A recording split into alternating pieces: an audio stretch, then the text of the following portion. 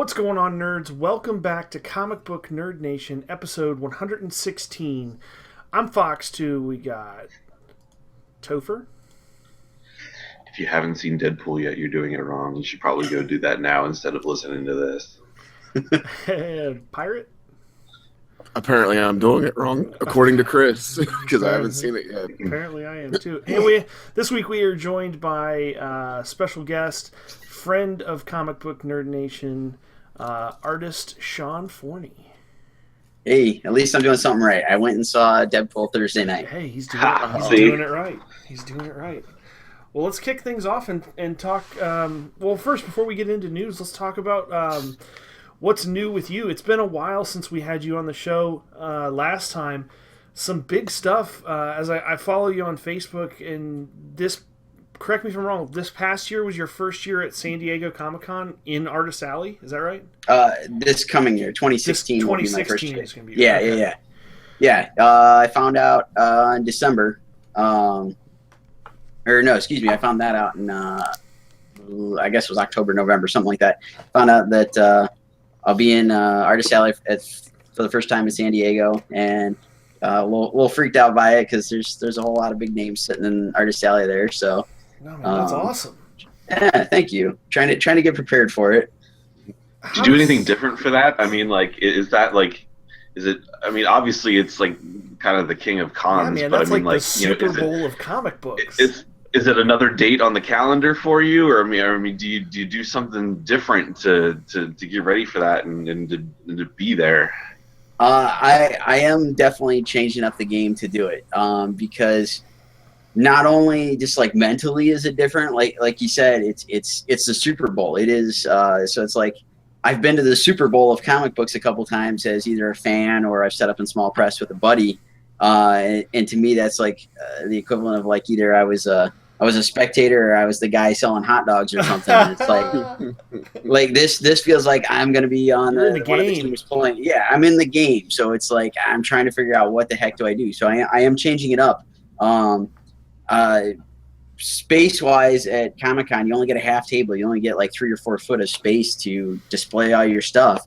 And so I'm trying to plan out what can I take, what is actually going to fit in that small of a space. So it's trying to way more space than the attendees get. Right. So it's like I'm trying to figure out what can go on the table in such a tiny space. Like do I do prints? Do I do original artwork? Things like that. So really small prints. Yeah, right. Postage stamp series. Yeah.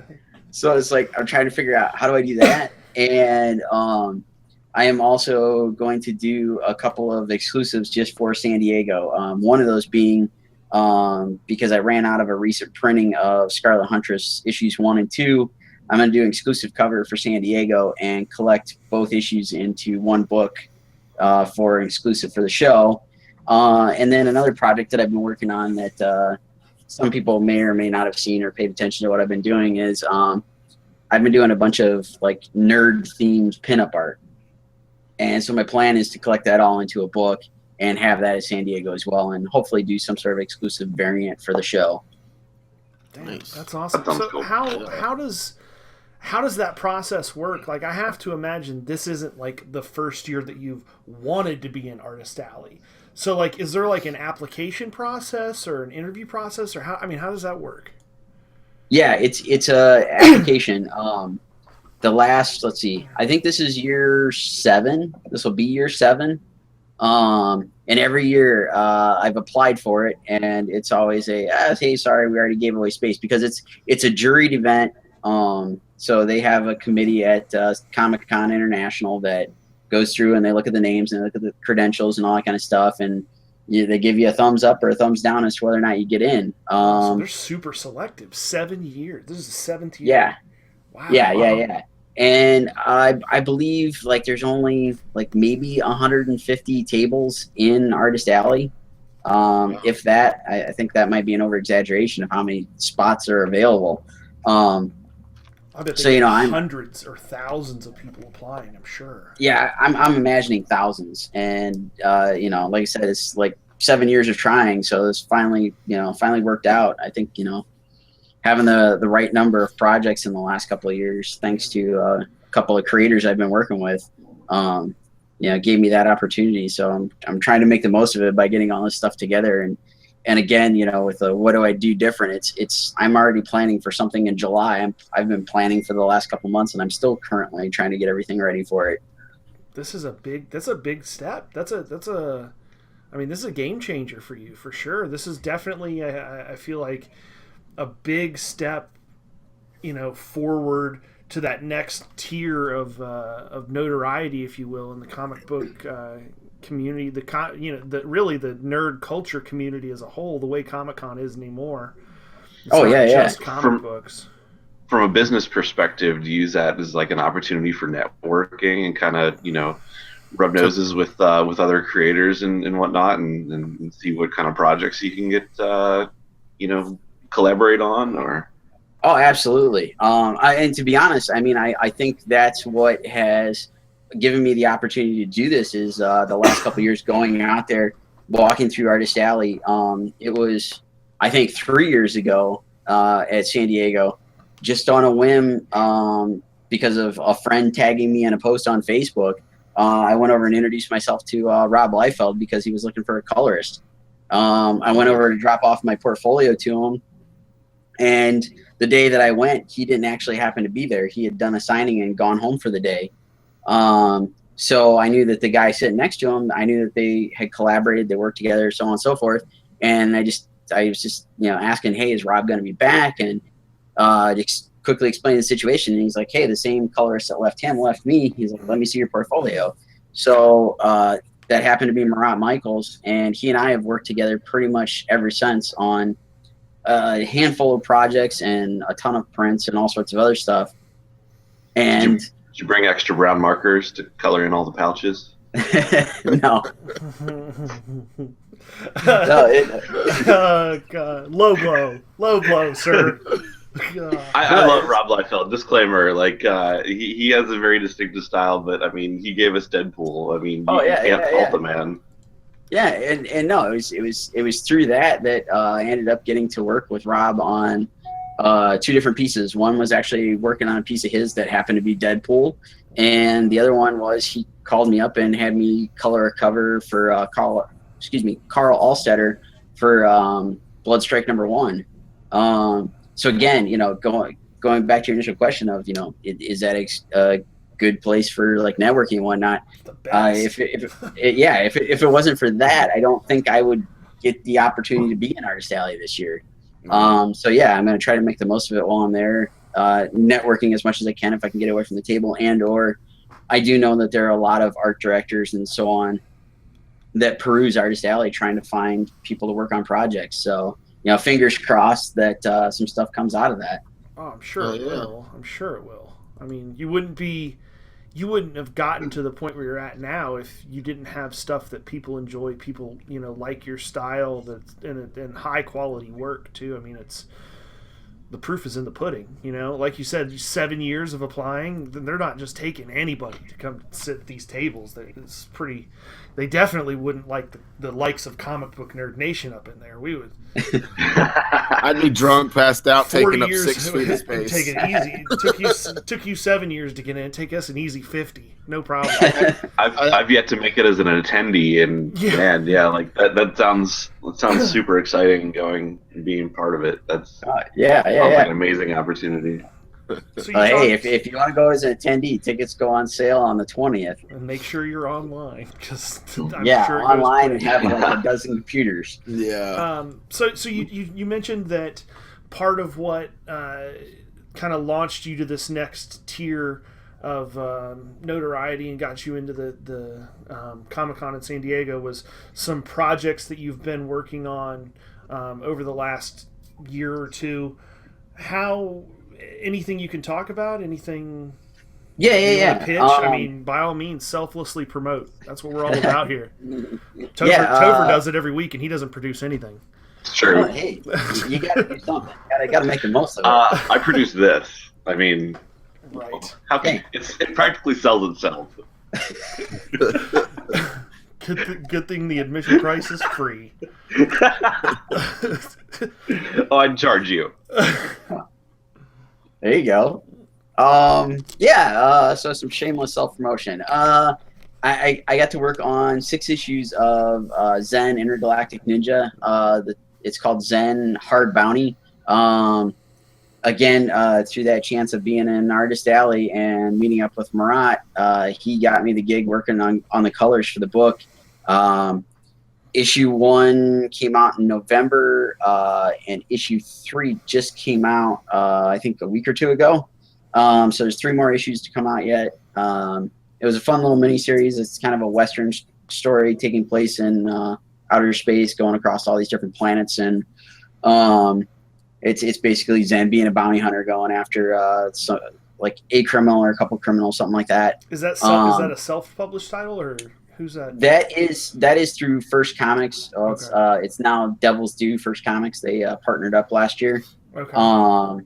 So the original creator of Zen, Steve Stern, he wrote the story. Marat did the pencils, and there was a couple of guys that inked it, and I colored it. And like I said, it was a nice little 6-issue miniseries that so far the first 3 have come out.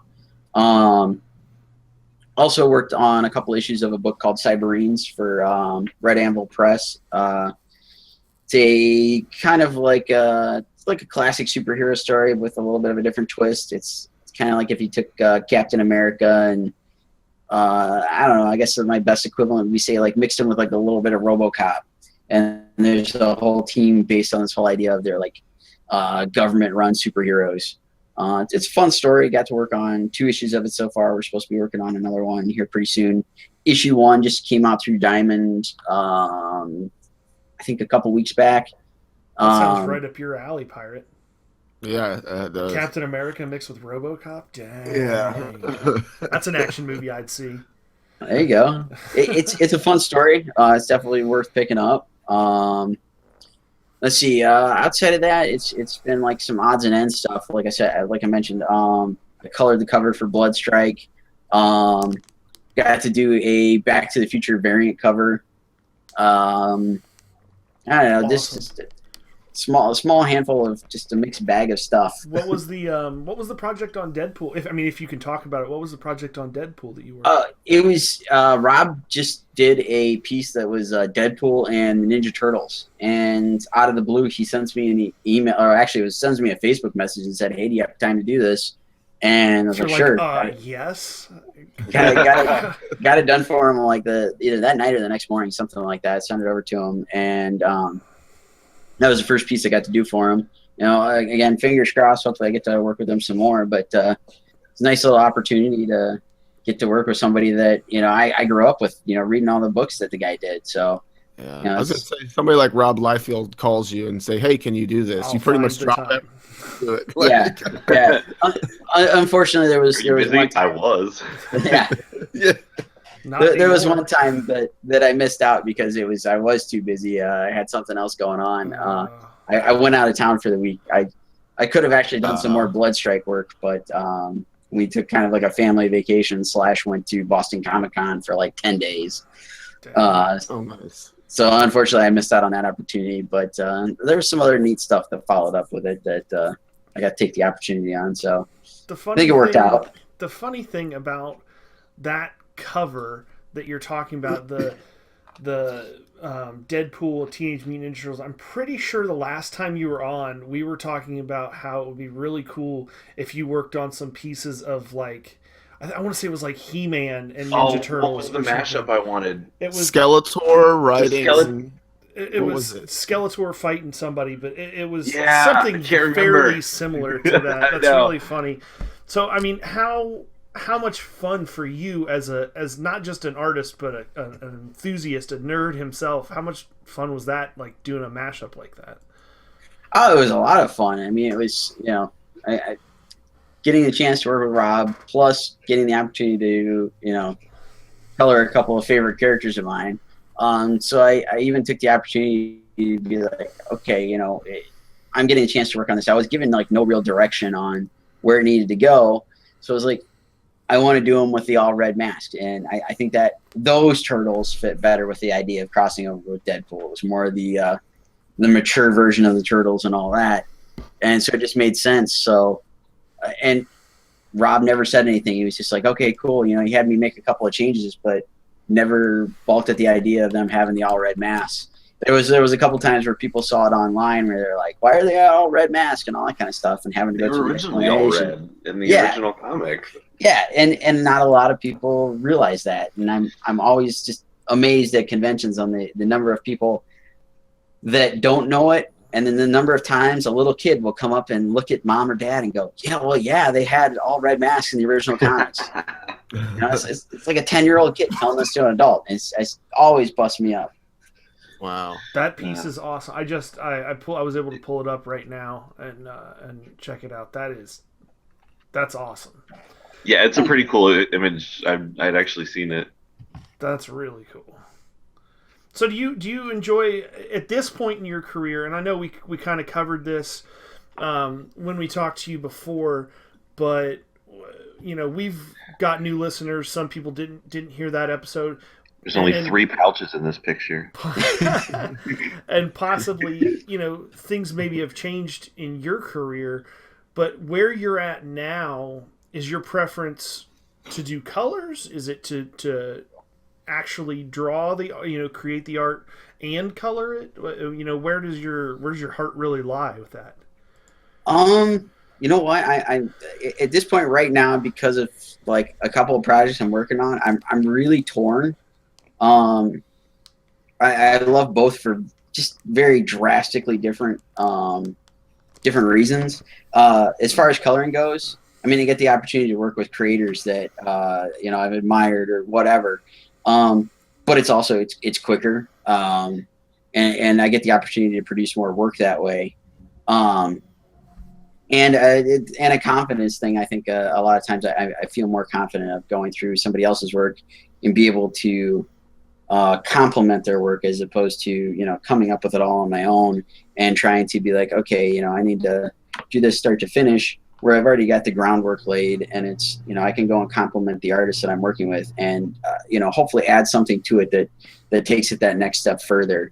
You know, it's that whole thing about the sum of the parts, or however that goes, the sum being greater than the parts or whatever. Parts.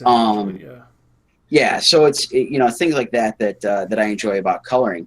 Where it comes to actually drawing and say penciling a book, I love it. I love the ability to either tell a story my way, or, you know, do my version of a particular character, whatever it happens to be.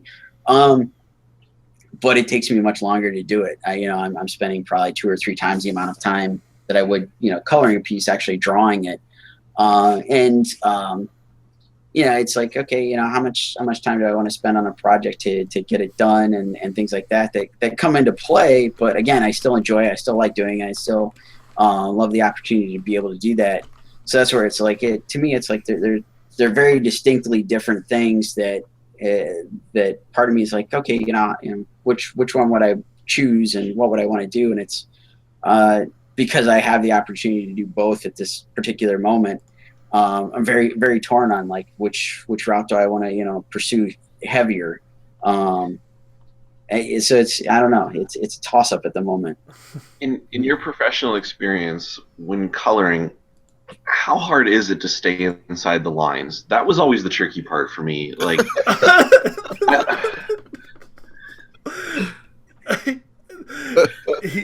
right now, Sean's like, are you fucking serious? Do you really want me to answer this shit? Like, Comic Book Nerd Nation, asking the hard questions. Coming with the hard ball. Getting to the meat and potatoes of the topic. Well, you don't really have to answer that. No, I got to come up with something. Since I'm not using Crayolas or anything here, I find it much easier. Well, I know that ever since Crayola started adding the little wax sharpener to the box, I've gotten really good at it. Like, it does make it easier. It does. Oh, goodness.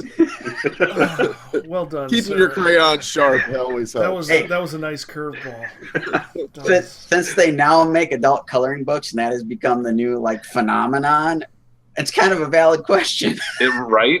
You know what? I love seeing the kids comic books made to adult. Like once they're colored, I'm sure you've seen those where they'll have like a kid and a teddy bear, and then all of a sudden it's colored and the teddy bear's like sacrificing the kid in like some pentagram or something like crazy. That stuff cracks me up. I mean, they make adult coloring books now, and they some of the comic companies have even been releasing coloring book covers where it's like color your own.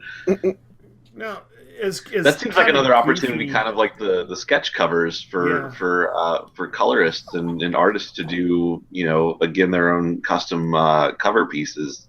Oh yeah. I'm trying to figure out how I can tap into the whole adult coloring book market, because I walked into Barnes and Noble the other day and there's a whole rack of these books, and they're just there's such crazy intricate things, and it's like, I don't understand where people get the enjoyment of coloring a page full of like a couple thousand birds or whatever the heck it happens. Like, I'd much rather do like one big. Well, we don't all get to do Rob Liefeld Deadpool drawings. Well, see, I want to make that an opportunity for people. So I don't know. As goofy as that question initially was, and maybe not entirely serious, it kind of makes me think, as an outsider, as a person that's not involved in the creating of the comic book content and things, what do you use? What media do you use to do your ink? I mean, we call it coloring or inking, but is it done digitally, or do you actually use like colored pencils, or how do you do it?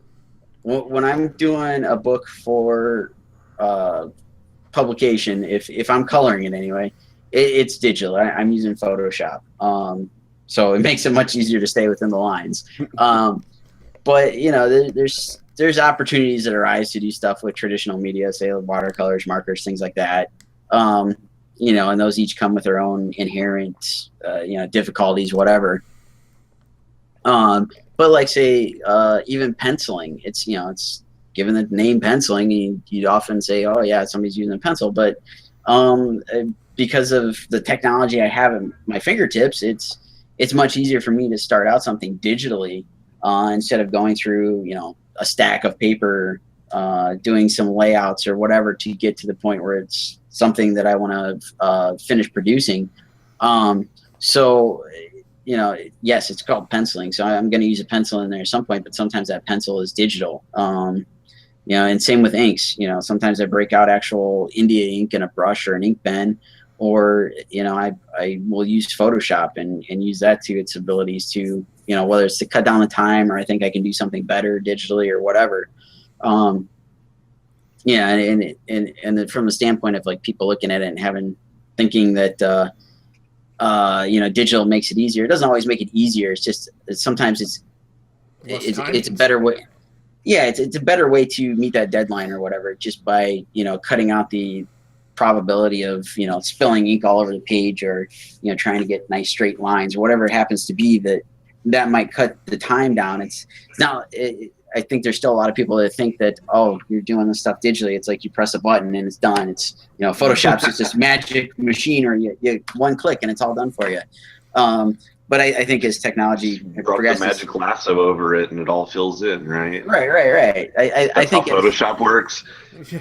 I think as more prevalent as the stuff becomes, people get an understanding. It's not so much that, but there's still people that have that mindset. How now, if you had to choose, like if you were doing a piece of art, for yourself, you were doing the Deadpool, Teenage Mutant Ninja Turtle, and you wanted to keep it yourself. It was not going to be a production run or something like that. Would you, in your heart of hearts, prefer to use like marker, or would you still kind of go to that digital space? If it were something for me that I was going to keep and hang up, I would probably go the traditional route and do it with some marker and some paint, things like that. Just for the idea of, quote, original art. Just in that sense of like, actually having a piece of something original hanging on the wall versus a print. Those things come into play when it, deals with, like, say, a commission or whatnot. But I think preference-wise, just to have a piece to keep it, that's where I would go. So it really depends on where the piece is headed downstream as far as what the production, like which method you're going to use. I guess that makes sense. Sure. Well, let's jump over and let's get a little silly and talk about some news. Speaking of silly, I'm a little disappointed in Pirate because he's supposed to be wearing the eye patch that I got him last night. Oh, shit. It's in my coat. I forgot all about that. Yeah. I'm a little too hungover to go with a news jingle today for this one. Just so you guys know, just so everyone listening knows, Pirate and Topher went to Beer Fest last night, and we have this Untapped app, which it's essentially like Foursquare for beers. And my phone was just going off like crazy with him Pirate just checking to beer after beer after beer after beer after beer. I woke up this morning and there was literally like 3 screens worth long of different beers that he tasted last night. It was just like, dang. And he still harassed me about why I wasn't awake earlier.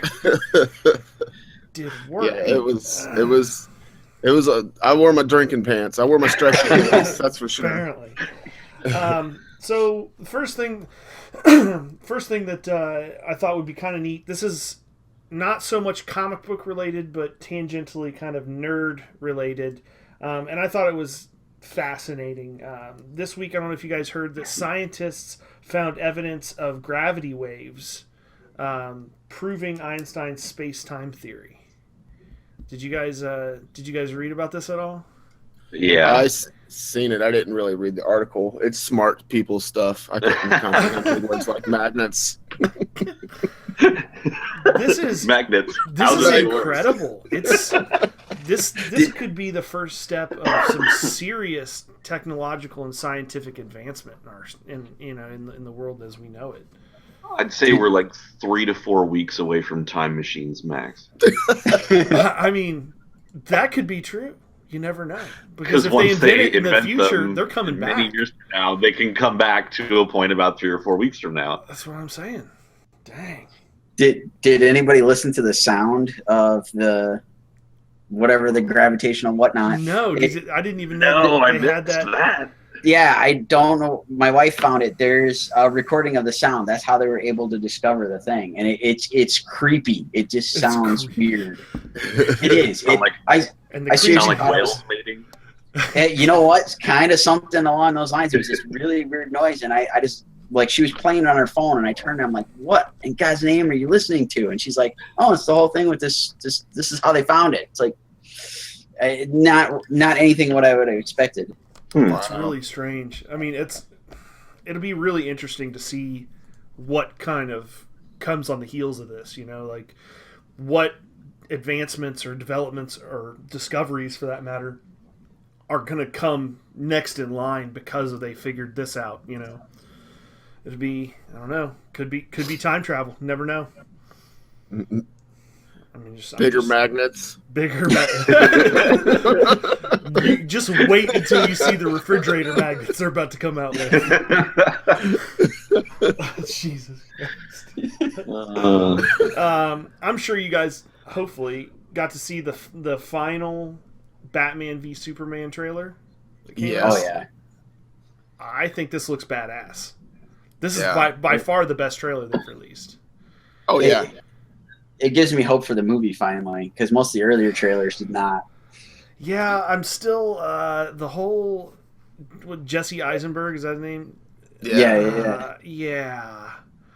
I just the whole long hair. I mean, he comes across like a pedophile more than anything, and I don't know about that character. I mean, I'm hoping he's like minimally involved. Like even the Super Bowl ads that had him in it were just kind of weird. Like, when Pirate told me about the trailer, he's like, "It's actually pretty good," and I was like, "Oh, so Jesse Eisenberg isn't in it?" He's like, "No, not really, not much." I'm like, "Well, there you go. That's why." I thought it was awesome. Just the little glimpses that they showed of like the Batmobile. I think we already saw this once, but the Batmobile kind of hitting Superman while he's standing still and just bouncing off of him. But then I thought one of the coolest parts was when Batman is in his armored suit and stops Superman's punch, and like Superman's like, what the, like, Yeah. what the hell Then it is just going on ends. here, Yeah. like dawning realization, like, oh shit, I'm gonna have to fight this asshole. This is not where I parked my car. This is not where I parked my car.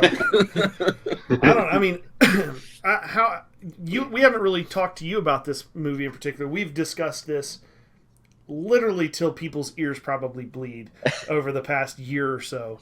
But how excited are you for the film? Like, do you is it more exciting than the Deadpool movie that just came out, or Captain America, Civil War is what we've been kind of. I thought you were touching on the bet there for a second. Touching on what? On what?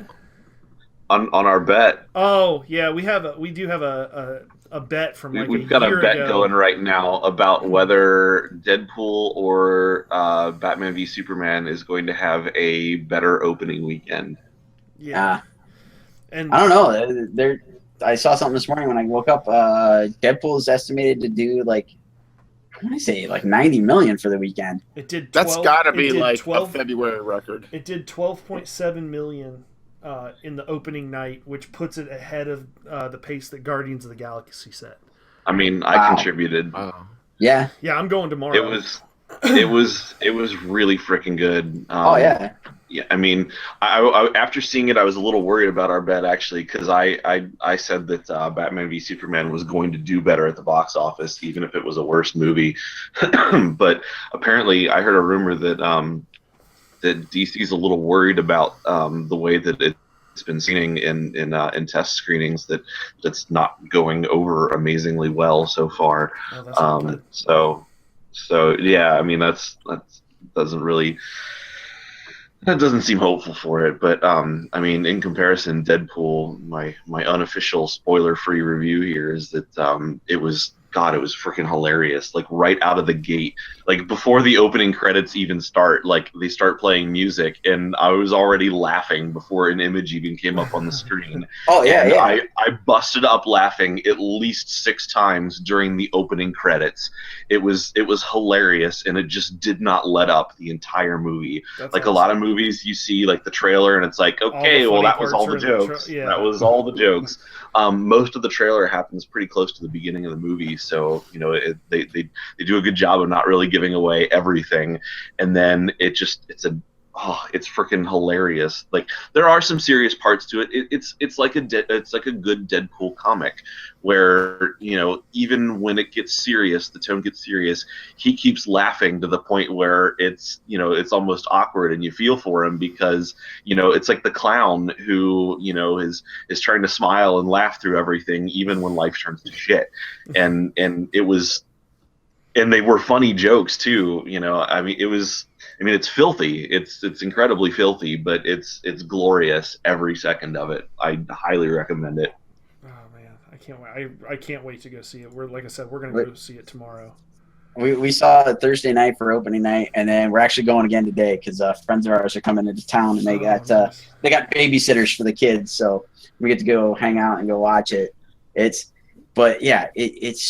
flipping hilarious, and it's a good movie. There's a good story behind all of it, and that's the one thing. Going back to your initial question, which we jumped all on the Deadpool bandwagon here. It's like you got to hand it to the marketing team on Deadpool. They smashed it. Yeah, they killed it on every chance possible. Whereas myself and several of my friends have all thought the Superman Batman thing, that trailer that they did that came out with Star Wars, I think it was, that blew the whole wad of the story for the movie. Yeah, and it's like, a lot of it. Like, yeah, it's like, okay, here's Doomsday, here's the villain. Oh, well, thanks for the surprise of what was supposed to happen in the movie. They've given away like everything. Yeah. Well, and then they pretty much, like, after they show Doomsday, they're like, oh, but he's not the main villain. Right. Like, there's another villain. Like, come on. Really? I think honestly, I think part of the reason that's the way that's the way they're doing it is because they blew their load way too early. They started releasing shit like 2 years in advance of this movie coming out, a year and a half. Yeah. I mean, way out. They're releasing, pictures on Twitter of the Batmobile or the shoulder of the Batsuit, and they just started so far out that in order to keep the hype train up, the only thing you can do is release more shit. Well, eventually you're going to get to the point where you just got to release the whole goddamn movie. Like, yeah. So now you're at a point where like, oh shit, the only thing we got left is to tell them that Doomsday's in this mother.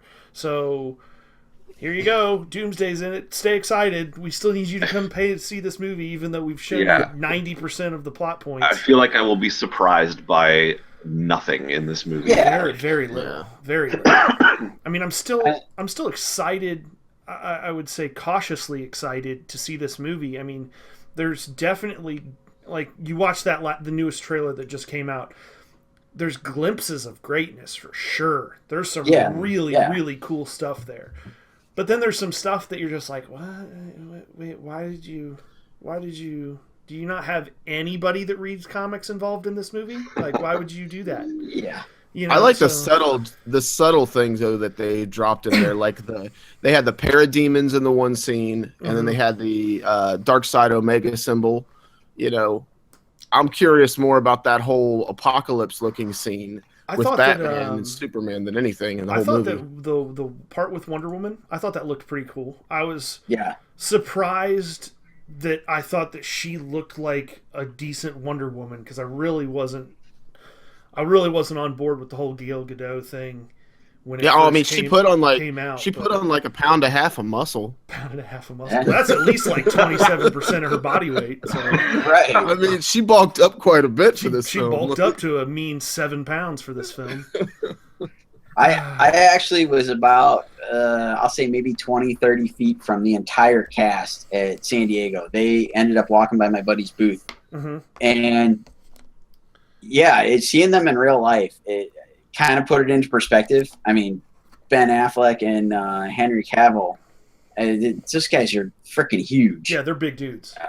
And she's tall, but I mean, she just doesn't have about as wide as a Pringles can.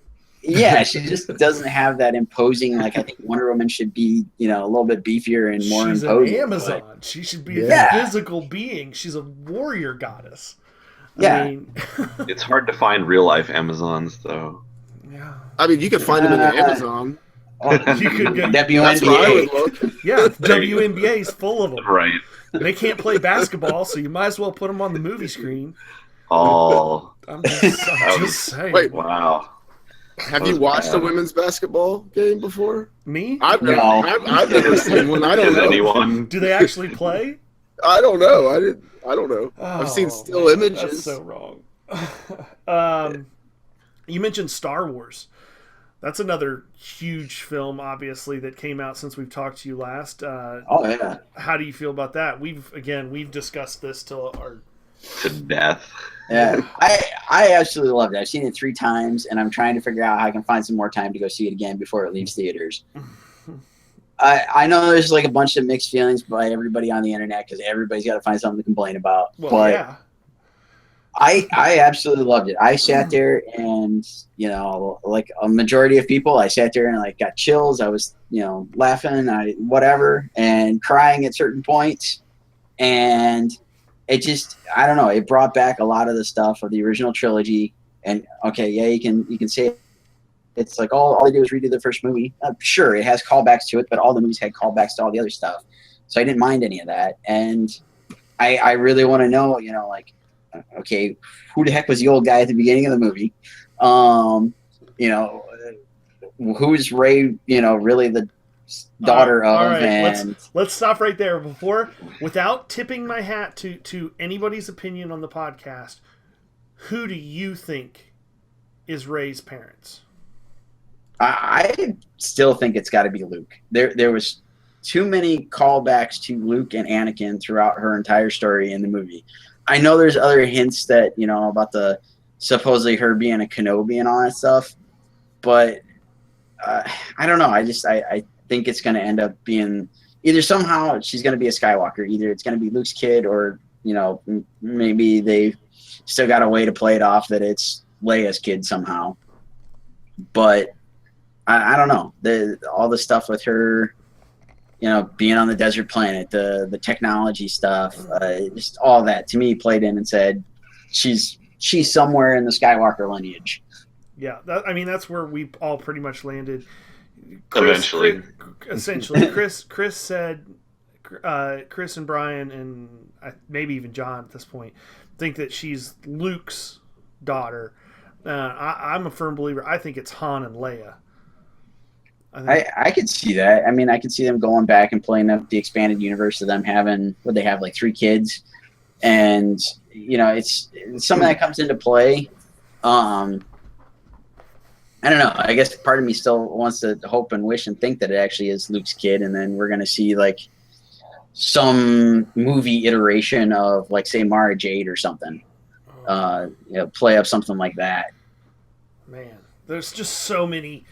There's so much good content out there for Star Wars that they could just pull the best parts of these incredible stories and just kind of mix and mash little tidbits from all this. I mean, dozens of books and all that stuff that there's just no way they can fail. I mean, they would have to really screw up.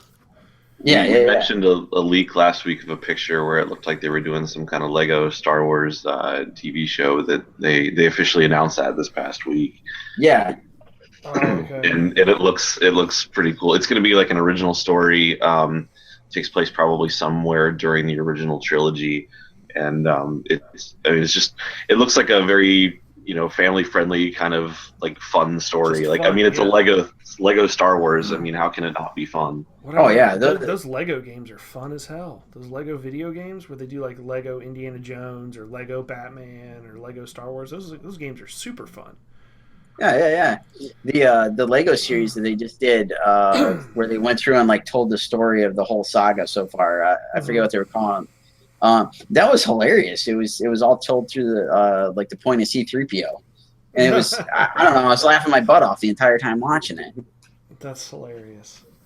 I know you're obviously really busy getting ready for all these Comic-Cons and then your regular workload on top of that as far as different projects that you're working on. Do you get a chance to see the just enormous amount of good comic book show TV shows? I try to. I don't see them. I listen to them more than anything. It's because I usually be sitting on the couch like working on commissions or whatever at night.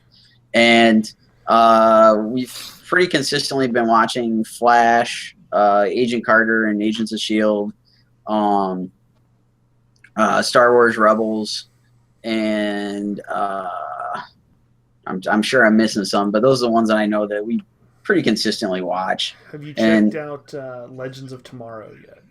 I saw the first episode and I liked it, but I just there's so much stuff on TV that there's not enough time to watch all of it. So I haven't caught up on it, but I did enjoy what I got to see in that first episode. And then it kind of blew my mind that the I can't remember the character's name, but the time travel dude ended up being he ended up being Rory from Doctor Who.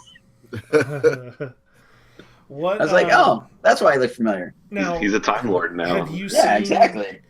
Have you seen this week's Flash episode?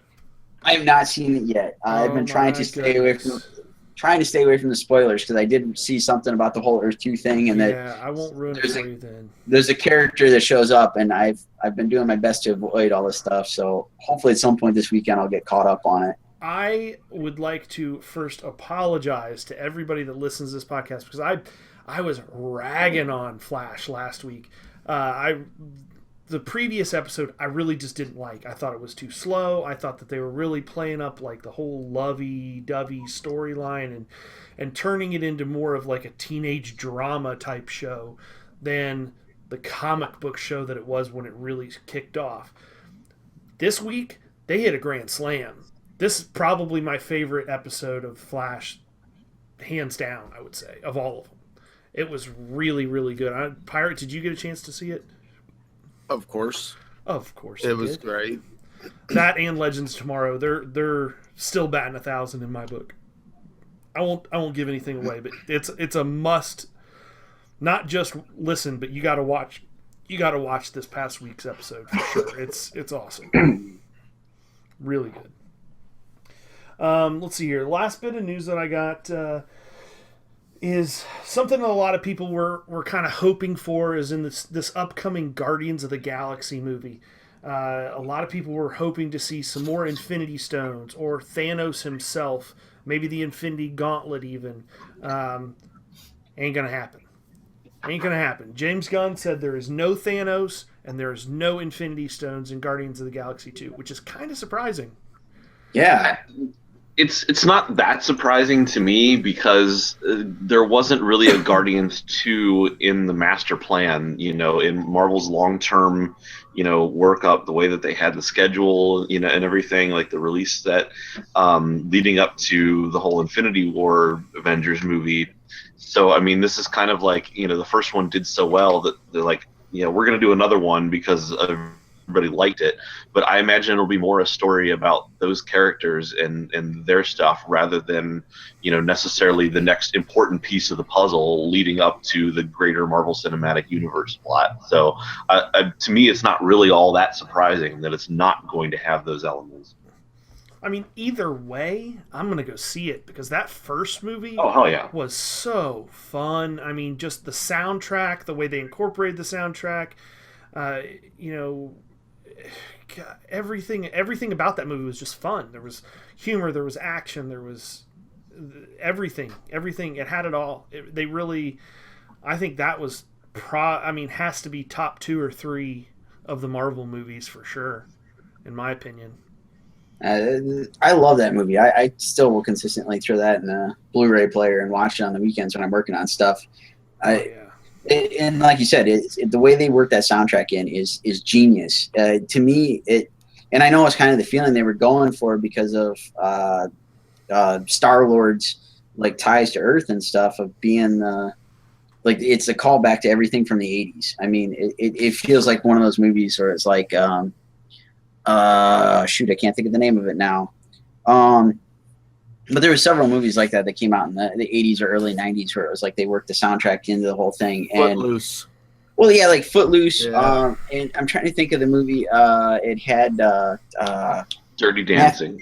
Matthew McConaughey, and it was the movie where they were all in high school and they were all like dope heads. Ferris Bueller's Day Off. Oh, you're talking about Dazed and Confused. Yeah, Dazed and Confused. There you go.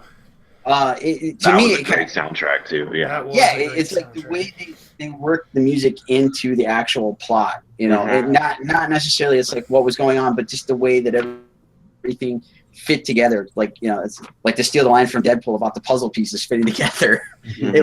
It was that kind of thing, and that's what I feel like they were either trying to or they somehow accomplished it with Guardians, and it was I don't know that was just brilliant. And I think that's what attracted everybody to it. Is it wasn't the same old thing that everybody else is hashing out. No, it really wasn't. It was definitely different than all the rest of them, which is It had a kind of character to it that it's just it's hard to get that kind of magic in any movie, much less something that's part of a bigger franchise and interwoven plot and whatnot. And yeah, they did a masterful job of it. Now, I lied. I do have one more news point, so it's okay. Everybody's used to your lies at this point. I know. I'm full of it. You'll probably be excited about this one, Topher, actually. They announced some more Transformers movies. So the 6th Transformers film, they actually went ahead and told us it's going to be a movie about Bumblebee's origin. It's going to be a Bumblebee origin story, which I think is kind of neat because he's probably the most interesting of the Transformer characters. But the more interesting fact when has a comic book origins movie ever done bad? Yeah. Michael Bay's not going to be the Hey, involved in now this. I'm excited. It'll be That's the best part of the news you got. Yeah, it'll be the first Transformers. So we're not going to have any wobble bass sounds? Like, yeah, I don't. I'm really interested to see how it turns out. Because it's obviously going to be. It's going to have to be super different feeling than all of the previous Transformers, because he's going to go off the deep end on this next one. Well, Bumblebee's going to have a voice then at that point. So we're going to get to hear Bumblebee talk if it's an origin story, because he didn't lose his voice until the first one. Yeah, that's true. I think they can get the voice actor from the old 80s series. They're going to do watch it be like Morgan Freeman. Samuel L. Jackson. Oh, shit. Just completely like somebody. Why I gotta be a yellow car for? No, they wouldn't do. I don't think they would do Samuel L. Jackson, because that would sound too much like jazz. You know what I mean? Like, if jazz was an adult version, I would picture Samuel L. Jackson as jazz. But Morgan Freeman would be hilarious if they just said, I can just picture him you see him roll up and then it's like the new puppy. the Morgan Freeman voice. And he just narrates it like Shawshank Redemption. And a Dufresne. He was a different one. Optimus Prime at it again. What they didn't know about Optimus Prime. On Cybertron in the summer of 1948. All them Decepticons. Well, before we finish up here, let's take a minute and let's talk about your website, where people can find you on Facebook, Twitter, wherever you've got your stuff, your prints and your books for sale and all that stuff. Let's see if we can't hopefully send some traffic your way. All right. The easiest thing is SeanForney.com. That should have a link to everything, but my Instagram, Tumblr, and Twitter are all Sean Forney Art. Facebook is Sean Forney Illustration. And SeanForney.storeenvy.com for my online store to pick up prints, comics, commissions, all that kind of stuff. All right. Well, dang, you got that worked out, got it narrowed down to a 10-second spot. Well, he's only got a 3 foot of space in his booth. He's got to memorize some stuff. That he's been practicing, compactifying, the marketing here. I mean, exactly. You don't have much time to drop a big presentation at San Diego Comic-Con. You kind of got to just throw it out there and hope they catch something. Yeah, we got. When is the San Diego Comic-Con? July 20 something. I can't remember the dates. It's the third week of July. It runs Wednesday through Sunday, and then I will come back home probably Monday sometime afternoon, evening, and then go to Wizard World Columbus on Thursday or Friday. Wow. Packed. So if you want to see a very tired, worn out, frustrated Sean Forney, come to Wizard World Columbus and try to make sure I stay awake. Wow, we're gonna have to make sure we have you on after the San Diego Comic-Con just to get your perspective on what it's like. I mean, especially since 7 years in the making that you've been working up to getting your spot in Artist Alley. I'm really excited for you, and I'm really anxious to hear what it's like from an artist's perspective, because I'm sure it's so different for an artist being there rather than being on the other side of the table as just a fan, a comic book guest, if you will. Yeah. I'm interested to see where it all heads, and I'd love to be on after and talk about it. And heck, we can even do something before, and you guys can see me all stressed, nervous, anxious, whatever. The before and after shots. Yeah, exactly. Absolutely, open-ended invitation. Anytime you want to come on and promote something and or talk about something that's going on that you want to kind of spread the word about, you're always more than welcome. I appreciate it. Thank you. We really appreciate having you on. If you guys are watching this on YouTube, make sure you click the like button. Jump over to Facebook, like Sean Forney Illustration. Follow him. He's always posting tons of cool pictures of different stuff. I saw a Yoda that you're working on Thank you. just recently. That looked super awesome. If you can't watch this on YouTube all the way through, I mean, I don't know, why do I always wait till the end to tell them that they can get it on iTunes? It's like they're already listened to the whole fucking thing. Like, they've already listened to 55 minutes of the show. Clearly they know where to get it at this point. Yeah. I don't know what I'm thinking. Whatever. You can listen to the next one on iTunes. Yeah. I added something new to my my list of stuff that I forgot to throw out there, and it goes in with your YouTube thing. I started up a Twitch channel to kind of do some like demos and whatnot. So it's Twitch TV/Sean Forney Art. That's so awesome. Are they like lessons? That sounds cool. Not so much lessons. It's just me working on stuff, but I'm open to taking questions and whatnot while I'm working on stuff, so that I can try to do a little bit of a demo while I'm actually working on a piece. That give awesome. Give people a little more insight into how I actually work.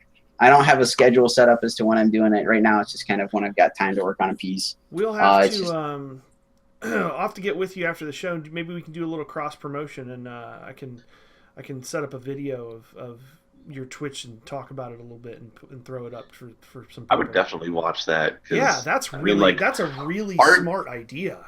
Art to me is magic. Like I can't do it. I can't do it at all. I can do stick figures and that's about it. So like watching just the process of how it goes from a blank page to actually something worth looking at, like that's amazing to me. I think you've really tapped into something really cool there, because that's a niche market that not a lot of people can do. Anybody can jump on Twitch and play some video games.